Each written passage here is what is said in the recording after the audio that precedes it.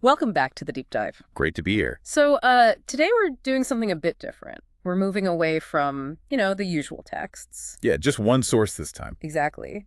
We're diving deep into the lyrics of Timeless Rebels by Donnie Doom, the Donna Doom and the Cherry Bomb version, A classic track. right?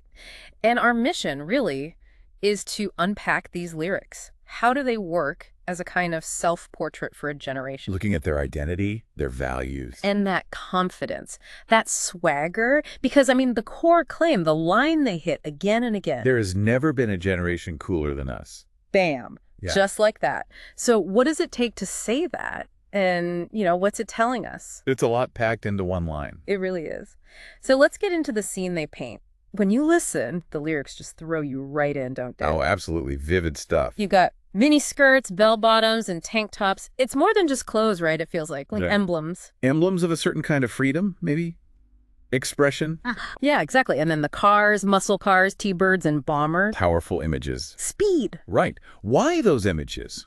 What does choosing that kind of power and, well, speed say about what they wanted instead of something, I don't know, more domestic? That's a great point. It hints at maybe a sort of post-war energy, a desire for something bigger, unrestrained, A reaction against limits. possibly. And what's interesting is how fast the lyrics lock down these cultural points. They flat out say this generation listened to the best bands. Right. Defining the whole zeitgeist. Yeah, they weren't just in it. They were like setting the soundtrack, calling themselves rock and roll dreamers. It's an assertion of cultural power, isn't it? It really is. And it goes right down to these really specific things, almost sensory details.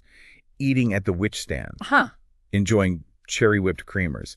Mhm. It kind of grounds all the big talk in something real, something tangible. Mhm. But what do those little details like do they make the big claims seem more normal or just more relatable perhaps? I think they add a layer of authenticity.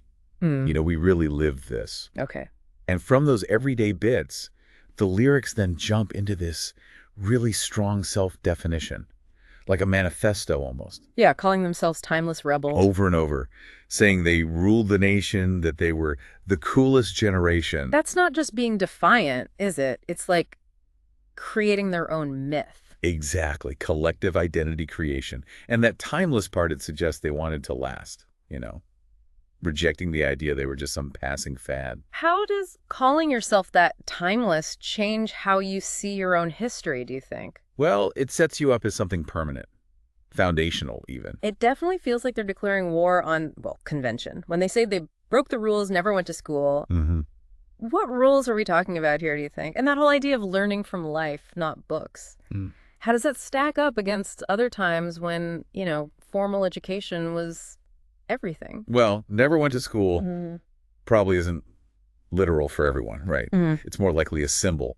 A rejection of the established way, of institutional knowledge. It favors street smarts, lived experience. You see that a lot in anti-establishment thinking. Right, that makes sense. And then they link this attitude to something huge.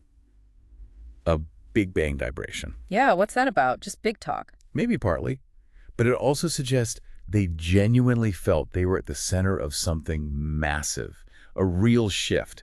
Believing they paved the way for a wild celebration. Like they were the pioneers. Kinda, yeah. Yeah. It taps into that feeling some generations have, that they were the ones who really changed things, who started it all. So we've got this vivid picture, this cultural scene setting, this rebellious identity, and running through it all like a drum beat is that line. And there has never been a generation cooler than us. Yeah.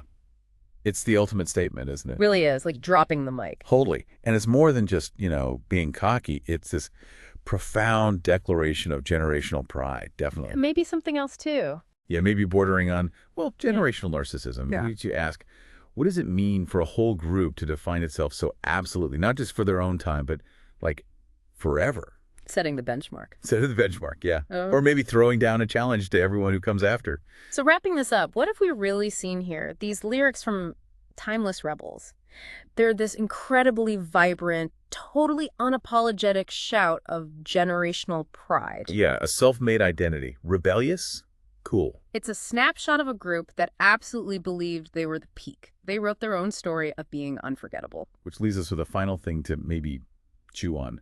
What is it that makes a generation declare itself the coolest? Not just then, but for all time. Mm-hmm. And how does that really powerful self-image, that unwavering belief in their own coolness. How does that end up shaping how they're remembered, or even how they influence or maybe challenge the generations that follow them? It's quite something to think about the power of how a group sees itself.